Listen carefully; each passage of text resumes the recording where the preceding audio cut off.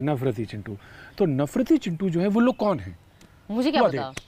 मैं थोड़ी ना उनके मतलब हैं वो लोग अक्सर मतलब मैं ये ज़रूर कहूँगी कि एक वक्त था जब उन सबके नाम के आगे मैं भी चौकीदार लिखा हुआ रहता था। ये मैंने नोटिस किया था। अक्सर जो मुझे गालियाँ पड़ रही थी वो चौकीदारों से पड़ रही थी। आजकल तो अब मुझे नहीं पता कौन है वो। आप मतलब कहना चाहिए कि इस थॉट के बिल्कुल अगेंस्ट चले जाते हैं कभी कभी। तो लगता है लोगों को कि आप अगेंस्ट होना तो कोई बात नहीं है, विचार का अलग होना तो कोई बात नहीं है, तो अच्छी बात है। आप नहीं मिलते हैं, बहुत सारे विचार मेरे नहीं मिलते किसी से, लेकिन एग्रेशन आ जाता है थोड़ा सा आप क्रिटिसाइज़ कर देते हो और उस तक चले जाते हो जहाँ पे लगता है कि जो पीठ है वो दीवार से रख गई है और आप बहुत हार्श से दिखते हो।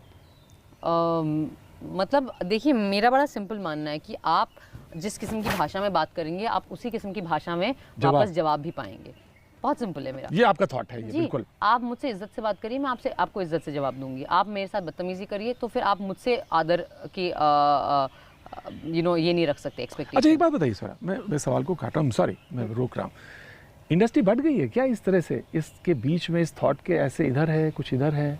देखिए, ये भी मुझे लगता है ना, ये डिविजन्स भी अब थोड़े ज़्यादा हम वो कर रहे हैं, क्योंकि मुझे नहीं लगता कि किसी और इंडस्ट्री में यही लोग हमेशा से थे। ऐसा तो है नहीं कि हमेशा से सारे लोग एक ही सोच के थे। ऐसा एकदम से अकस्मात कैसे हो गया? मुझे लगता है कि हमारे सोसाइटी में जो ध्रुवीकरण है, जो पोलराइजेशन है, वो ज़्यादा बढ़ गया है। वो पूरे समाज में बढ़ा है। वो तो अब हमें दिख ही रहा है ना, जिस किस्म की आपको भी फील होता होगा, जिस किस्म की वार्तालाप हो रही है, जिस किस्म की बातचीत हो रही है, जिस किस्म की मीडिया में बातचीत हो रही है, सारा झगड़ा सारे टाइम है एक दूसरे के ऊपर। तो उसका असर तो इंडस्ट्री पे भी होगा ना। इंडस्ट्री समाज के बाहर थोड़ी ना, उसी का हिस्सा है। समाज का हिस्सा है, तो समाज में जो हो रहा है वो इंडस्ट्री में होगा। सो इट्स दैट, ये जो पोलराइजेशन आप समाज में देख रहे हैं वही पोलराइजेशन आप इंडस्ट्री में देख रहे हैं, मतलब विचारों के लेवल पे। और कुछ लोग तो मुझे लगता है frankly speaking, I mean I don't think विचारों की भी बात है। देखिए, फिल्में जो है ना वो सरकार पे बहुत डिपेंडेंट होती हैं। हमें हर तरीके की सर्टिफिकेशन चाहिए होती है, सेंसर बोर्ड से क्लियरेंस चाहिए होती है, एनिमल वेलफेयर बोर्ड से क्लियरेंस चाहिए होती है, तमाम किस्म के परमिशन होते हैं। फिर अगर कुछ बवाल हो गया तो कोई स्टेट बैन कर दे तो वो एक अलग दिक्कत। तो फिल्म इंडस्ट्री का बार बार राब्ता सरकारों, अलग अलग केंद्रीय सरकार, राज्यों की सरकारों से होता है। तो लोग बचना चाहते हैं। वो जो लोग सत्ता में हैं उन्हें ज़्यादा ना उकसाना नहीं चाहते, वो उनके खिलाफ नहीं जाना चाहते विरोध, क्योंकि कौन फिर ये झेलेगा ना फिर उसकी दिक्कतें कि फिर आपकी फिल्म अटक गई, फिर बैन हो गई, फिर यहाँ भागो फिर वहाँ भागो। प्रोड्यूसर के अपने पैसे लगे रहते हैं। प्रोड्यूसर को आपका बेचारा, जिस आदमी ने पैसा लगाया, जिस महिला ने पैसा लगाया, उनका तो काम है कि मैं अपने पैसे, अपनी इन्वेस्टमेंट बचाऊंगा ना पहले। अब सवाल ये कि जो ये सोचने और समझने और ब्रेन वाली जो लेडी है या लड़की है या एक्ट्रेस है स्वरा, इसको जब डिफाइन करना होता है एक पॉलिटिकली, तो कैसे डिफाइन करती है अपने को? देखिए, मैं एक्चुअली, मुझे अक्सर लोग अलग अलग किस्म के लेबल लगा देते हैं कि ये तो वामपंथी है, ये लेफ्टिस्ट है, ये नक्सल, अर्बन नक्सल, जो सबसे नॉनसेंस टर्म मैंने अपने जीवन में सुना ये है। ऐसा कुछ नहीं है। इस किस्म ऑब्वियसली ऐसा कुछ नहीं है। मतलब नक्सल जो ये टर्म बना रहा है वो सबसे पहले तो नक्सलवाड़ी के मूवमेंट को ही नहीं समझ रहा है ना। वो मूवमेंट किसानों का मूवमेंट था, गांव में अपनी ज़मीनों के लिए।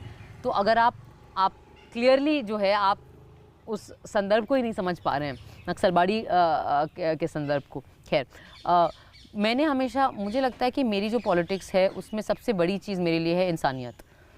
कि कोई भी सोच अगर इंसानियत से दूर होने लगे तो वहाँ पे दिक्कत है, चाहे वो दक्षिणपंथी सोच हो या वो वामपंथी सोच भी हो।